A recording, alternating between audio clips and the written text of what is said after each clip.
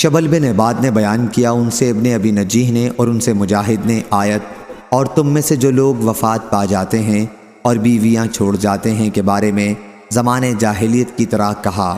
کہ عدت یعنی 4 مہینے 10 دن کی تھی جو شوہر کے گھر عورت کو گزارنی ضروری تھی۔ پھر اللہ تعالیٰ نے یہ آیت نازل کی، اور جو لوگ تم میں سے وفات پا جائیں اور بیویاں چھوڑ جائیں ان کو چاہیے کہ اپنی بیویوں کے حق میں نفع اٹھانے کی وصیت کر جائیں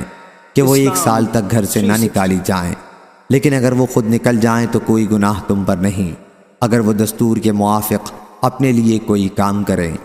فرمایا کہ اللہ تعالیٰ نے عورت کے لیے 7 مہینے اور 20 دن وصیت کے قرار دیے کہ اگر وہ اس مدت میں چاہے تو اپنے لیے وصیت کے مطابق شوہر کے گھر میں ہی ٹھہرے، اور اگر چاہے تو کہیں اور چلی جائے کہ اگر ایسی عورت کہیں اور چلی جائے تو تمہارے حق میں کوئی گناہ نہیں۔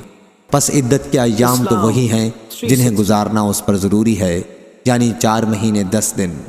شبل نے کہا، ابن ابی نجیح نے مجاہد سے ایسا ہی نقل کیا ہے، اور عطا بن ابی رباح نے کہا کہ ابن عباس رضی اللہ عنہ نے کہا اس آیت نے اس رسم کو منسوخ کر دیا کہ عورت اپنے خاوند کے گھر کے پاس عدت گزارے۔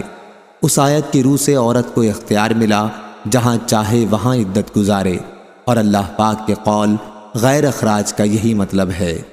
عطا نے کہا عورت اگر چاہے تو اپنے خاوند کے گھر والوں میں عدت گزارے اور خاوند کی وصیت کے موافق اسی کے گھر میں رہے، اور اگر چاہے تو وہاں سے نکل جائے، کیونکہ اللہ تعالیٰ نے فرمایا اگر وہ نکل جائیں تو دستور موافق اپنے حق میں جو بات کریں اس میں کوئی گناہ تم پر نہ ہوگا۔ عطا نے کہا کہ پھر میراث کا حکم نازل ہوا جو سورہ نساء میں ہے، اور اس نے عورت کے لیے گھر میں رکھنے کے حکم کو منسوخ قرار دیا۔ اب عورت جہاں چاہے عدت گزار سکتی ہے، اسے مکان کا خرچہ دینا ضروری نہیں۔ اور محمد بن یوسف نے روایت کیا، ان سے ورقہ بن عمرو نے بیان کیا، ان سے ابن ابی نجیح نے اور ان سے مجاہد نے یہی قول بیان کیا،